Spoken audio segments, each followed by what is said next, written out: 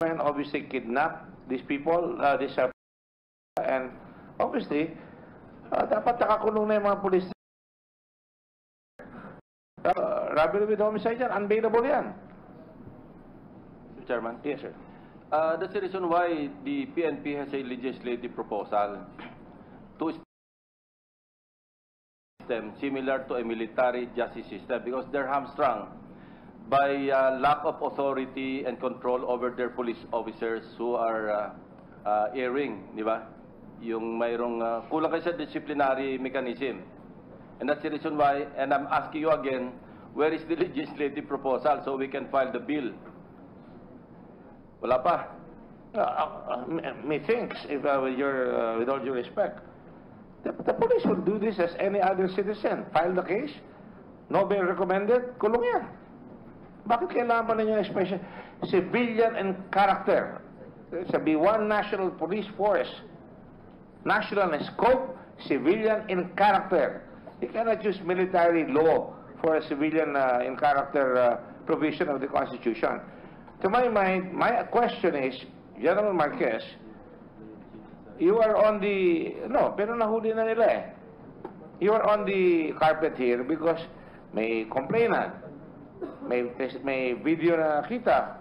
Dapat siya nakapile na yung kaso, nakakulong na yan. Mr. Chairman, actually the next two videos would further explain the other angles that they are exploring. So go ahead, General. Your Honor, as of now, the status, Your Honor, is that we take care of the administrative case. The NBI is conducting the investigation for the criminal case, Your Honor. Thank you. Ang appeal ko lang is dapat mabilis. You know, I myself was a victim of crime. Ang tagal-tagal gumalaw ng gobyerno. Ang tagal talaga. Bago ma-file ang kaso, bibilang ka. Maglalabi ka sa Secretary of Justice like I did. You know, that's why I'm very sensitive about these cases.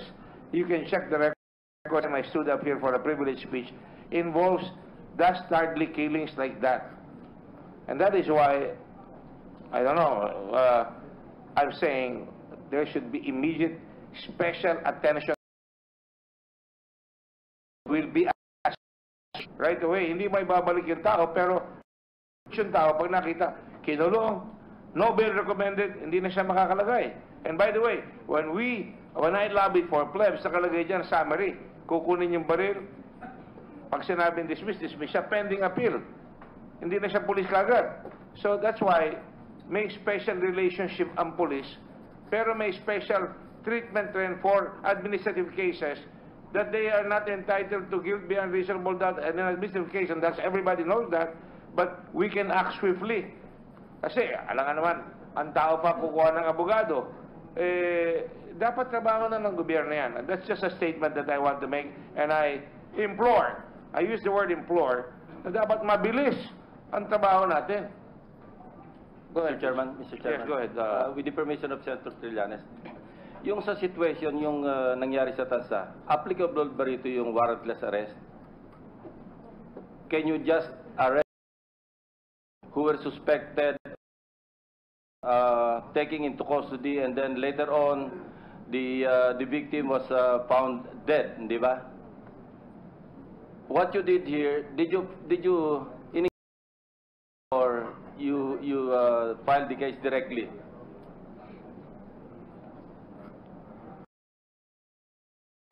Yeah, but yung merong mga conditions sa warrantless arrest which may not apply in this case because, di ba, a crime is committed, it's just been committed, and you have personal knowledge.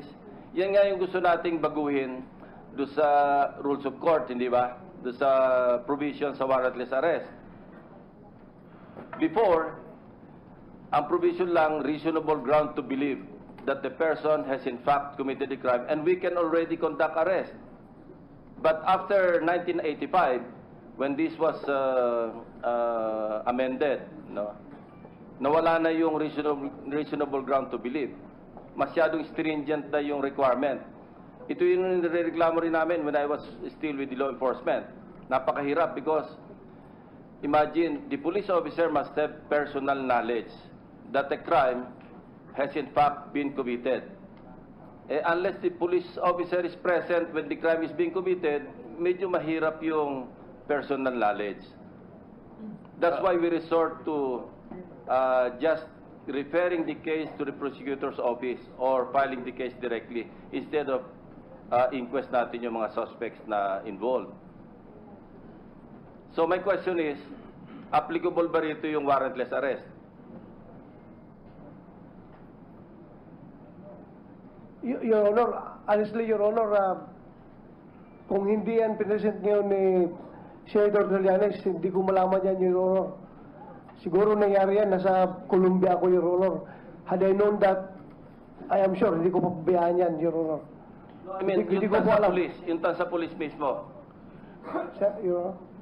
I'm not referring to you, no? Hindi naman ikaw magkoconduct ng arrest just in case. Ang tanong ko, yung tansa police ba, were they in a position to conduct arrest or effect arrest of the policemen involved, the ones that you filed the case against? Apat yun, di ba? Mr. Chairman, Ang tanong ko, applicable ba yung warrantless arrest dito sa situation sa tansa?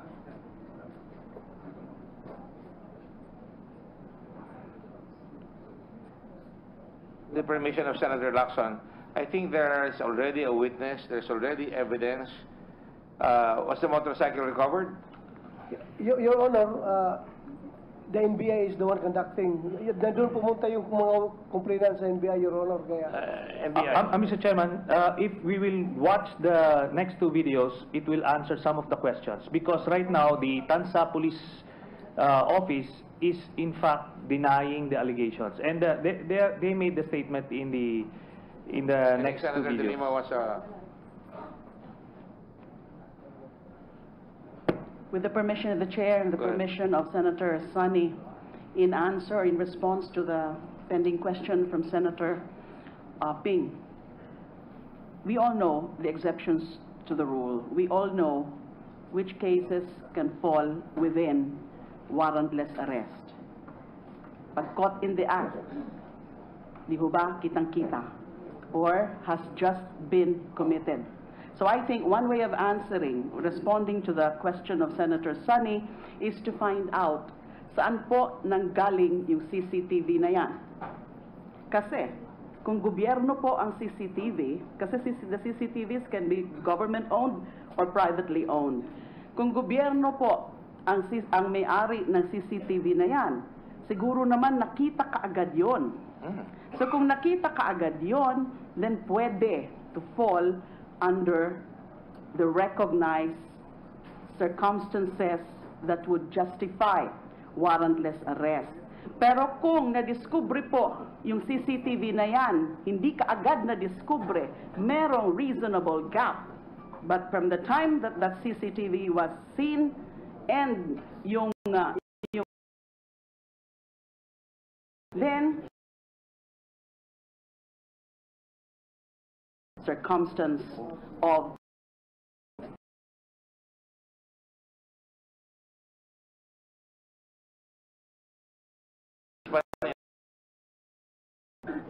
They are. Are you sure? You look incredulous. they are now with the Cavite Provincial Police Office, Your Honor. Reassigned. Reassign lang. Yes, sir. And is there a complaint made already? The complainants went to NBI, Your Honor. What does the NBI say? Good morning, sir. Morning. Can I please ask Deputy Laben, please? Good morning, Good morning. Your Honors. Good morning, Mr. Chair. Just for the record, what is your name, please? Ferdinand Labin, Your Honor. Yes, Ferdinand, you were here before. Yeah. Yes, Your Honor. Go ahead. To answer the question, Your Honor, the NBI took cognizance of this case when this was referred by PACC, Your Honor. Yes. And it is ongoing investigation by the NBI in coordination with Tansa Police. They first took cognizance of this case. The evidentiary matters are with Tansa Police.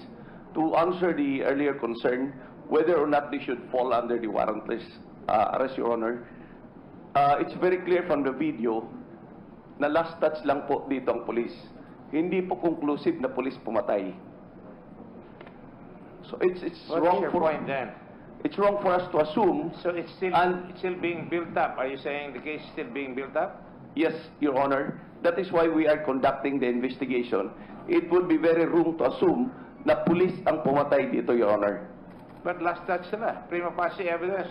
Would they suggest that sila ang the last people who were seen before the guy was killed? Yes, Your Honor, but the PNP already took into custody the policeman, Your Honor.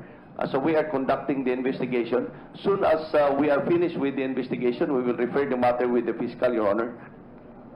To me, it doesn't matter who's got custody. For direct filing na yan. Ang For direct mabagal filing, ang Your Honor, investigasyon that's sa tingin ko. That's correct, Your Honor. For direct Mabagal filing, ang Your Honor. investigasyon. Is that correct? That's correct, Your Ang Honor. kalaban ng gobyerno na sinasabi mismo ng presidente, mabagal ang gobyerno. Pag may pila sa SSS, may pila sa passport, nagagalit ang presidente. Eto, pinatay na, nakuha na. Dapat, kailangan ba sabihan niya, nandun na yung 4 na pulis sa tansa. Abi, puntahan nyo na, imbestigayin nyo na kagad, tingnan nyo yan, you can already accuse, they can already be, you can, the affidavits already are there, there's a complainant already, pwede na i-file yan, sa tingin ko, I don't know. Diba? We will situate, Your Honor, that... When did this the will be offense filed. happen? This is just an example. About 2 weeks ago. When is example? When did this happen? More than a week ago, A Your week Honor. ago. Yan ang sinasabi ko. Ganun rin sa internal affairs. Ganun rin dito. A week ago. Kung kayo ang OFW yan eh.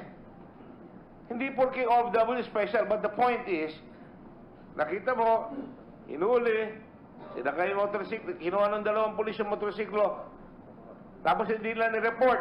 Hindi lang ni-report. Sinafe house nila or whatever we want to call it. Eh, ano pa ba ang hinihintay natin? Kung 1 week mag-iimbestiga, talagang mabagal talaga tayo. Talagang magagalit sa atin ang tao. If I took a vote here right now, galit sa inyo lahat ng tao. I'm willing to bet. So, just, ang imploration ko, dapat mabilis tayo. Action agad. Alright? We'll do that, Your Honor. Thank you. Sige, please play the second. Kasama ang pamilya Culata, pinuntahan ng Death Investigation Division ng NBI ang lugar kung saan nahuli sa checkpoint ang Saudi OFW na si Mark Anthony Culata pasado alas 11:30 noong September 8. Alas 5 ng umaga kinabukasan, natagpuan ng bangkay ni Culata na may mga tama ng bala. Pinalot ng masking tape ang bibig at may karatulang "Pusher ako." Ayon sa pamilya Culata, bago at matapos matagpuan ang bangkay ng biktima, 2 beses pa silang pumunta sa police station para magtanong kung may nahuli o naaresto sa checkpoint noong gabi ng September 8. Nagtanong kami sa blatter, walang naka-blatter. Ang sabi po nila sa akin, wala. Matapos maipalabas ng TV Patrol ang kuha ng CCTV ng aktwal na paghuli kay Culata sa checkpoint, doon na nagsalita ang Tansa Police at sinabing pinakawalan din si Culata ng alas 12 ng hating gabi kasama ng 3 iba pa. Witness nila sir na nagsabi dito at hindi po kami. They brought him to us. Yun po sir ang matibay na patunay na nabuhay si Mark Culata 4:30 a.m. on September 9 and wala pong kinalaman mga pulis ko sa pagkamatay niya sir.